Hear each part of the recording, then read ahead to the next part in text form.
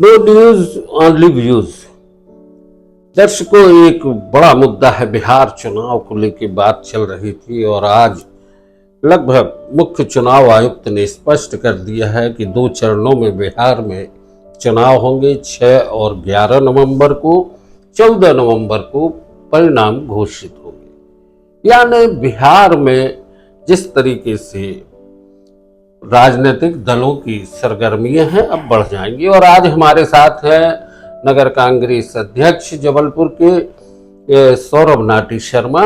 हम आपका स्वागत करते हैं और 2-4 बातें बड़ी महत्वपूर्ण हैं जिन पर बात होना जरूरी है। अभी अभी आपके संगठन सृजन अभियान शुरू हुआ और आपको नई जिम्मेदारी मिली। ग्रामीण में, जबलपुर ग्रामीण में संजय यादव जी को अध्यक्ष बनाया गया। तो ये दोनों में किस तरीके से आपको लगता है कि जिला और ग्रामीण में सामंजस्य किस तरीके का है? देखिए, सामंजस्य बहुत बेहतर है, इसमें कोई समस्या नहीं है।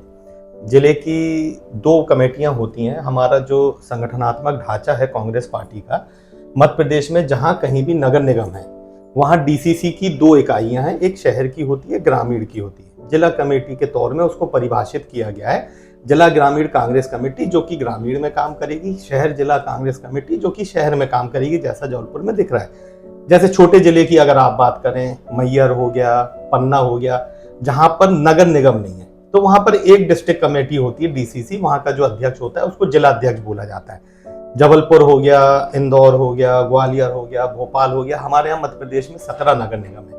जहां कहीं भी नगर निगम है वहां डीसीसी की 2 इकाई है, जैसा कि मैं पूर्व में बोल चुका।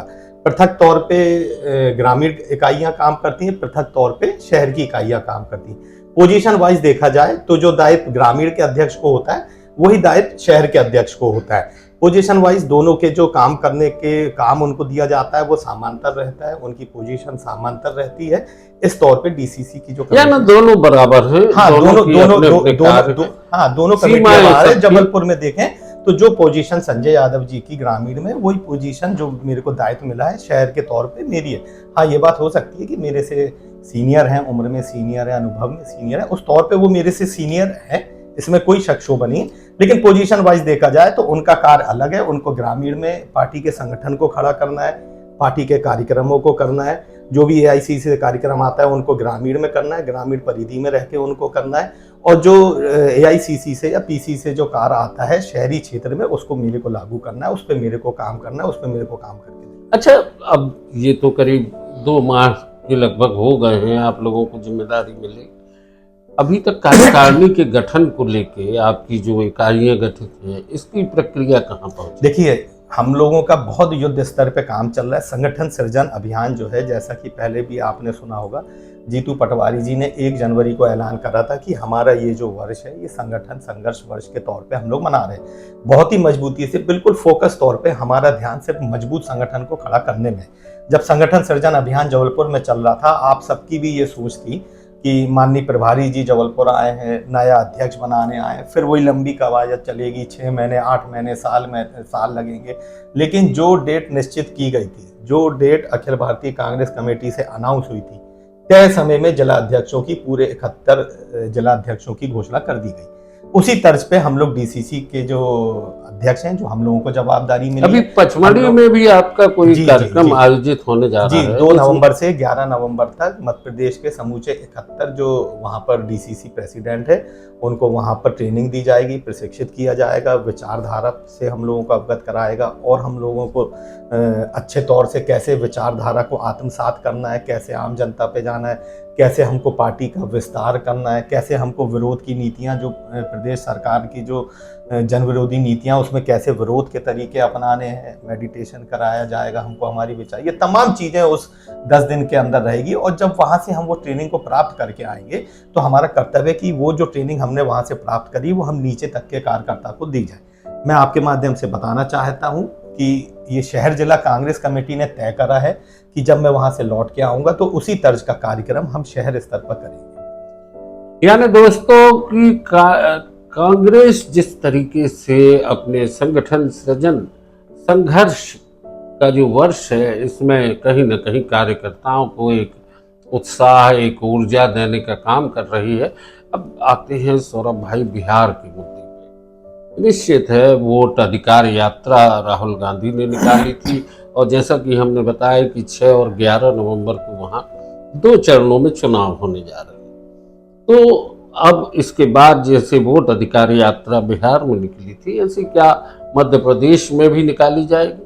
देखिए, बिहार मध्य प्रदेश नहीं, वोट न्याय यात्रा तो समूचे हिंदुस्तान का विषय बन गया है। आपने देखा होगा आजकल अगर कवि लोग भी कवि सम्मेलन कर रहे हैं तो उनकी कविता में सबसे पहला मुद्दा होता है वोट चोरी। अभी एक मैं हास्य रस के कवि का एक मैं सुन रहा था मंच का कार्यक्रम, तो उसमें वो ये सुना रहे थे कि कांग्रेस पार्टी जब जाती है तो बोलती है हमारे पंजे पर वोट डालें, समाजवादी जाती है बोलती है हमारे साइकिल के बटन पर आप दबाएं, शिवसेना जाती है तो बोलती है त्रिशूल पे डलाएं, लेकिन भारतीय जनता पार्टी जाती है तो कहती है आप किसी पे भी दबाएं, जीतेंगे तो हम ही। तो अब आप सोच रहे हैं ये जो माननीय राहुल गांधी जी ने जिस मुद्दे को उठाया, ये मुद्दा अब कांग्रेस तक सीमित नहीं रह गया, ये आम मतदाता तक ये मुद्दा पहुंच गया है कि हाँ वाकई में हम जिस पार्टी को मैंडेट देते थे, हम जिस पार्टी की सरकार बनाने के लिए जनप्रतिनिधि चुनने के लिए बटन दबाते थे, वो बटन सही जगह नहीं दबता था। इसका आप जो रिजल्ट है बिहार में देख लेंगे। भारतीय जनता पार्टी, मैं नहीं समझता हूं कि अब कोई नई चोरी कर पाएगी। अगर नई चोरी नहीं कर पाई तो आप देखेंगे किस तरीके का रिएक्शन बिहार चुनाव में दिखेगा, और बिहार चुनाव के बाद ये वोट चोरी का जो मामला है समूचे हिंदुस्तान के मतदाताओं के मन और मस्तिष्क में घर कर गया है। क्योंकि जब छोटे छोटे बूथ होते हैं, जब समूह में जाके लोग मतदान करते हैं और परिणाम विपरीत आता है, वे लोग राजनीतिक दल के लोग नहीं होते, लेकिन उनके मन में एक चीज आती है कि अरे ये कैसे संभव हो सकता है। तो अब जब वोट चोरी का मामला माननीय राहुल गांधी ने बिल्कुल खुले तौर से खोल के रख दिया है, आप कल्पना कर सकते हैं एक लोकसभा में 1 सवा लाख फर्जी मतदाता, एक कमरे के अंदर 800 मतदाता, तो इस देश का मतदाता भी सोच रहा है कि किस तरीके से इस लोकतंत्र को खंडित किया जा रहा है, कैसे चुनाव को लूटा जा रहा है, किस तरीके से अप्रत्यक्ष रूप से तानाशाही व्यवस्था इस देश में लागू की जा रही है वोट चोरी करके। और ये इतिहास गवाह है, हिंदुस्तान में जब कभी भी कोई भी जन आंदोलन हुए तो इस देश की जनता उठी है, देश की जनता आक्रोशित हुई, राजनीतिक दलों ने तो उसका नेतृत्व करा है। इस वोट चोरी की लड़ाई का नेतृत्व कांग्रेस पार्टी कर रही है। आक्रोश हिंदुस्तान के तमाम आम जनता और आम मतदाताओं। अभी एक और मुद्दा आता है, 2 अक्टूबर को गांधी जयंती थी, शताब्दी वर्ष संघ का भी मनाया गया, और एक सिक्का जारी हुआ 100 रुपए का, जिसमें भारत माता का चित्र है, संघ के स्वयं सेवक हैं, लेकिन उसको लेके जो बात आई है सामने कि भारत माता के हाथों में जो ध्वज है वो एक धर्म ध्वज है, तिरंगा नहीं। तो आप लोगों ने उस मुद्दे को उठाया क्या? देखिए, तिरंगे से परेशानी तो आरएसएस को उनके गठन से है। जब ये देश आज़ाद हो रहा था तो आरएसएस के नेता पैर पकड़ रहे थे अंग्रेजों के कि इस देश को आज़ाद नहीं करो। गांधी जी हो चाहे हमारे जो भी क्रांतिकारी हो, उनकी आंदोलन की राह में जितने रोड़े आरएसएस ने अड़ाए ये किसी से छुपा हुआ नहीं है। उसके बाद भी, आज़ादी के बाद भी आरएसएस के मुख्यालय में तिरंगा नहीं लहराया जाता है। एक तरफ माननीय मोदी जी, भारतीय जनता पार्टी के लोग मजबूरी में गांधी जी को पुष्पांजलि करने जाते हैं।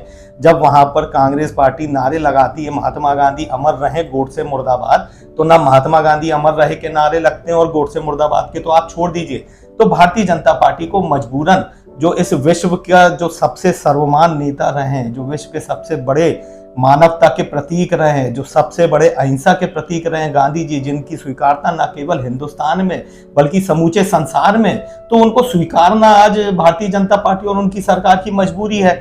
तो कैसे भी करके उनके जो अंग्रेजों से जुड़े संबंध थे, धीरे धीरे उसको वो दिखाने का काम कर रहे हैं। परिभाषित भारत माता के हाथ में अगर धर्म ध्वज होएगा तो मैं समझता हूँ कि किस तरीके की टीचिंग ये प्रदेश की सरकारें और केंद्र की सरकारें इस देश के बच्चों को देना चाह रही हैं। जिस तिरंगे के लिए हिंदुस्तान के हर जात धर्म संप्रदाय के लोगों ने अपनी कुर्बानियाँ दी, उसमें आप भारत माता को अगर धर्म ध्वज उनके हाथों में थमाएंगे। कसीदे पढ़ रहे हैं मोदी जी आरएसएस के 100 वर्ष होने पर, उस आरएसएस के कसीदे पढ़ रहे हैं जो तिरंगा नहीं लगाती है, उस आरएसएस के आप कसीदे पढ़ रहे हैं जो गोडसे जिंदाबाद बोलती है, उस आरएसएस के आप कसीदे पढ़ रहे हैं जो अंग्रेजों की गुलाम थी। आरएसएस के पुरखों की अगर आप जानकारी ले लें, उनके पुरखों ने इनाम पाए हैं अंग्रेजों से। भारतीय जनता पार्टी के एक नेता का आप नाम बता दीजिए जिनके पुरखे आजादी की लड़ाई में शामिल हुए हैं। साफ तौर पे आरएसएस का एक एजेंडा था कि अंग्रेजों को मजबूत बनाओ, उनकी सेना में शामिल हो, उनके गुप्तचर बनो, उनके आप मुखबिर बनो और उनसे इनाम पाते रहो। साफ तौर पे जिस तरीके से अंग्रेजों ने उस दौर में हिंदू महासभा का गठन करा था, मुस्लिम लीग का गठन किया था। ये दोनों का गठन इसीलिए हुआ था कि हिंदुस्तान पे वे राज करते रहे। मुस्लिम लीग तो ठीक है जहाँ थी वहाँ पर चली गई, लेकिन हिंदू महासभा का जो झंडा उस समय से जो आरएसएस उठाती रही है, उसके बाद जनसंघ, भारतीय जनता पार्टी, उसी क्रम को ये लोग इस आधुनिक भारत में भी बढ़ाने का काम कर रहे हैं, जो वर्तमान समय में इस देश के लिए बहुत ही खतरनाक है। कांग्रेस पार्टी ने उस समय अंग्रेजों से भी मुकाबला करा था, इस देश की आज़ादी के लिए लड़ाई लड़ी थी। अब इस देश के लोकतंत्र को बचाने के लिए, इस देश में संविधान को बचाने के लिए कांग्रेस पार्टी पुनः बड़ी मजबूती से पुनः उन अंग्रेजों की साझेदार वाली विचारधारा से, उन शक्तियों से लड़ाई लड़ रही है। निश्चित है, आप एक राजनीतिक दल से हैं, कांग्रेस से हैं, आरएसएस का विरोध भी आप करते हैं, लेकिन संघ जो है जिस तरीके से राष्ट्र भावना के बारे में बात करता है, जिस राष्ट्र भक्ति की बात करता है, देश सेवा की बात करता है, आपको लगता नहीं है कि लोग संघ से ज्यादा जुड़ रहे हैं? देखिए, मैं संघ को मान लेता कि वो राष्ट्रभक्ति की बात करते हैं, राष्ट्रवादी संगठन है, तब मान लेता जब सोफिया कुरैशी पर भारतीय जनता पार्टी के माननीय मंत्रियों ने अनर्गल बयान दिए। मैं मान लेता जब जगदीश देवड़ा से सवाल करती आरएसएस। मैं मान लेता जब इस तरीके की हिंसक घटनाएं होती हैं तब आरएसएस कुछ बोलता। मैं मान लेता जब पाकिस्तान हम पे हमला करता है तब आरएसएस की कोई भूमिका होती। मैं मान लेता जब इस देश में कोरोना की त्रासदी चल रही थी तो आरएसएस के जितने भी चड्डा छाप नेता हैं, कार्यकर्ता हैं, वे सड़कों पे उतर के कोरोना वॉरियर के तौर पे इस देश की, इस राष्ट्र की रक्षा करते। सिर्फ राष्ट्रभक्ति बोल देने से नहीं कुछ होता। मैं आपके चैनल के माध्यम से मैं चुनौती देना चाहता हूँ, इस 100 वर्ष के बीच में आरएसएस ने कोई भी राष्ट्र को बढ़ाने का अगर काम किया हो तो आप बता दीजिए। एक तरफ आरएसएस बोलता है कि हमको अखंड भारत बनाना है, एक तरफ बोलता है हमको हिंदू राष्ट्र बनाना है। वे अपने आप में ही कंफ्यूज हैं। आप अखंड भारत बनाएंगे, उसमें पाकिस्तान जोड़ेंगे, उसमें बांग्लादेश जोड़ेंगे, उसमें अफगानिस्तान जोड़ेंगे, उसके बाद आप उसको हिंदू राष्ट्र भी बना लेंगे। तो साफ तौर पे इस देश की जो आम जनता है उनकी भावनाओं से खेलने का काम आरएसएस करती है। ऐसा आरएसएस ने आज दिनांक तक ऐसा कोई भी काम नहीं करा जो इस राष्ट्र हित के लिए। में इतना बड़ा उदाहरण अपने सामने अभी नजदीक का है, ऑपरेशन सिंदूर के समय किस तरीके से भारतीय जनता पार्टी, जो कि आरएसएस की पोषक संस्था है, पोषक राजनीतिक दल है, अगर भारतीय जनता पार्टी अगर फल फूल रही है तो उसको पोषण मिल रहा है आरएसएस से, और आरएसएस के ही बलबूते पर भारतीय जनता पार्टी खड़ी हुई है। अगर भारतीय जनता पार्टी के नेता अगर जगदीप देवड़ा को कुछ नहीं बोल सकते, विजय शाह को कुछ नहीं बोल सकते, तो मोहन भागवत जी तो बोल सकते थे। इस देश की बच्ची जिसने पाकिस्तान से लोहा लिया, उसको आप हिंदू मुसलमान के दायरे में लगा रहे हो, और उसके बाद आरएसएस चुप है। ये राष्ट्रवाद तो समझ के परे। राष्ट्रवाद से बोल देने से नहीं होता। राष्ट्रवाद वो होता है जो कांग्रेस ने किया और करा। माननीय राहुल गांधी जी के घर परिवार में 2-2 शहादतें हुई हैं। कांग्रेस का या आप परिवार के लोगों का इतिहास उठा के देख लीजिए। उनके जो पुरखे हैं सूली चढ़े हैं, जेलों में मरे हैं, उनकी हत्याएं हुई हैं, सीने में गोलियां खाई हैं। तब ये होता है राष्ट्रवाद। राष्ट्रवाद से बोल देने से नहीं होता है कि हम राष्ट्रवादी। अच्छा, धर्मनिरपेक्षता को लेकर क्या बात करेंगे? इस समय देश में जो कांग्रेस ने, जो संविधान में है धर्मनिरपेक्षता की बात, आज देश में क्या वो स्थितियां हैं? देखिए, धर्मनिरपेक्षता और सामाजिक न्याय ये हमारे इस देश की खूबसूरती है। समानता हमारे इस देश की खूबसूरती है। हमारा देश एक ऐसा है जिसमें कई जात, धर्म, संप्रदाय के लोग रहते हैं, और हमारे जो संविधान की रचना हुई, हमारे संविधान को जो गढ़ा गया वो उसी आधार पे गढ़ा गया। हमारे देश का पुनर्जन्म कब हुआ? 1947 में हुआ। 1000 वर्षों की हम लोग गुलामी के बाद 1947 में हमारा जन्म हुआ। जब हमारा जन्म हुआ तो एक व्यवस्था लागू होती है। व्यवस्था किस हिसाब से लागू होती है कि जब देखा गया कि यहाँ यूनिटी इन डाइवर्सिटी है, बहुत सारे जात, धर्म, संप्रदाय के लोग हैं, सबको समानता का अधिकार दिया जाए। धर्मनिरपेक्षता, हमको राइट टू रिलीजियस मिला। मैं सनातनी हूं, मैं भगवान शिव को पूछूंगा, कोई हमारा मुसलमान साथी है पैगंबर साहब को पूछेंगे, हमारा कोई क्रिश्चियन साथी है जीसस को, ईसा मसीह को पूजेंगे, हमारे सरदार साथी हैं वो गुरु गोविंद साहब को पूजेंगे। यही तो सुंदरता हमको मिली, और यही तो अधिकार हमको 1950 में मिला। यही तो हमको राइट टू रिलीजियस मिला। यही तो हमको धर्मनिरपेक्षता, पंथ निरपेक्षता मिली। तो जब हमको ये लिखत में मिला है, जो हमको भारत का संविधान, जो हमारा सबसे पवित्र ग्रंथ, हिंदुस्तान के 140 करोड़ लोगों का सबसे पवित्र ग्रंथ अगर संविधान हमको मिला है तो इसी कारण से तो मिला है। अब आप 1950 के उस पवित्र ग्रंथ को आप सोचते हो कि आपकी धकियानुसी बातों से अभी बदल दिया जाएगा, उसमें धर्मनिरपेक्षता अलग कर दिया जाएगा। तो ये भारतीय जनता पार्टी के छोटे छोटे पॉलिटिकल एजेंडे होते हैं, और अब उनके ये जो पॉलिटिकल एजेंडे हैं ये इनको उल्टे पड़ रहे हैं। ये पिछले लोकसभा चुनाव में आपने देख लिया, भारतीय जनता पार्टी के पास सिर्फ एक मुद्दा है, हिंदू मुसलमान सांप्रदायिकता। ना आप डेवलपमेंट की बात कर सकते हैं, ना आप एम्प्लॉयमेंट की बात कर सकते हैं, ना आप सोशल सिक्योरिटी की बात कर सकते हैं। आप हर पैमाने पर फेल हैं। जब मोदी सरकार इस देश में बनी थी तो मोदी सरकार बोलती थी कि कांग्रेस की सरकार बनेगी तो वो दिन दूर नहीं कि पेट्रोल सेंचुरी मारेगा। सेंचुरी 125 हो गया। आप बोलते थे जिस तरीके से डॉलर के सामने रुपया गिरता है इस देश की इज्जत गिरती है, उस समय डॉलर के सामने रुपया था 52, आज की डेट में है 90 के आसपास। 2 करोड़ रुपए में 2 करोड़ रुपए प्रति वर्ष, 2 करोड़ नौकरियां मैं प्रति वर्ष दूंगा। आज 11-12 साल हो रहे, कितनी नौकरियां मिल गई? ये तमाम बातें आपके सामने। स्विस बैंक में कांग्रेस के लोगों का पैसा जमा है, विपक्षी दलों का पैसा जमा है, सबका पैसा मैं लेके आऊंगा। एक चवन्नी भी आई। दोस्तों, काला धन जो स्विस बैंक में है उसको देश में लाएंगे, और बहुत सारी बातें चुनाव के समय आती हैं, और उसके बाद सत्ता में आते ही सत्ता में बैठे लोग उन सब वादों को भूल जाते हैं। आज सौरभ नाटी शर्मा जी ने बातचीत की है, लेकिन एक बात हम आपसे हमेशा कहते हैं और कहते रहेंगे कि ये देश धर्मनिरपेक्ष है, और यहाँ की जाति संप्रदायों के बीच में जो भाषाई संरचना है जिसमें बड़ी खूबसूरती है। अभी अभी हमने दशहरा का पर्व मनाया, बंगाली समुदाय ने अपने तरीके से दशहरे की खुशियाँ मनाई, पंजाबी समुदाय ने अपने तरीके से मनाई, सिंधी समुदाय ने अपने तरीके से। यहाँ पंजाब, गुजरात, महाराष्ट्र सभी जगह की भाषाई एक ऐसी समृद्ध विरासत है जिसको सजाए रखना और जिसको बचाए रखने की ज़रूरत है। दोस्तों, नो न्यूज़ ऑन रिव्यूज़ पर आज की चर्चा यहीं तक। सौरभ भाई, बहुत बहुत धन्यवाद।